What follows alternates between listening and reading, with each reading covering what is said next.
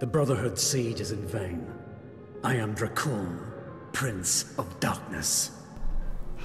Hello there, Seraphim17 once again.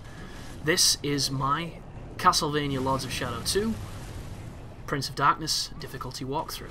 This is a boss that I have called Huge Monster Boss Thing.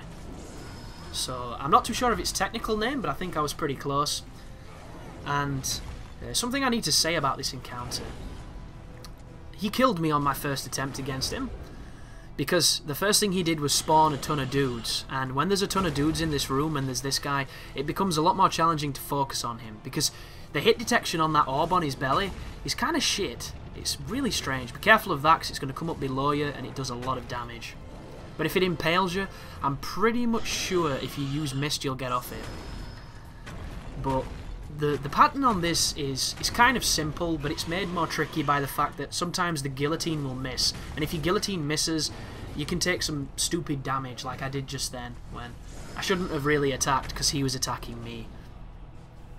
But the funny thing is, once you kill this guy, you're going to take on smaller versions of them. They're only a little bit more miniature than this one, and they're in fact easier, which is often generally the case, but it's not easier for any other reason than when you fight them normally after this, when you stun him and he falls backwards, it gives you an opportunity to beat him up, and in this it's a cutscene. So right now he's vulnerable on every fight after this, but on this particular fight, for some reason it shows you him being staggered, and then he does this move where he beats the ground up and then gets really mad, which I just don't understand too much. But this missile attack here summons people. I mentioned earlier in this video that he summoned a ton of dudes. This is what he did.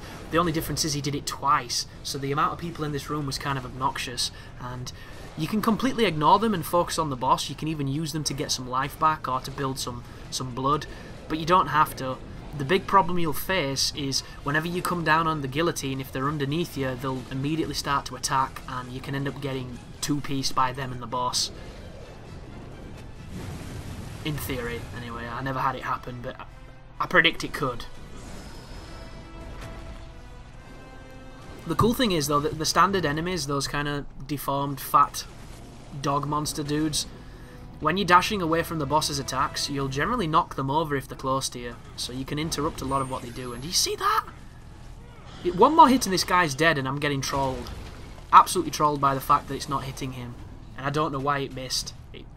Just bizarre stuff. This game is weird sometimes, but this is the end of the boss fight. I've left a bit of the cutscene in here.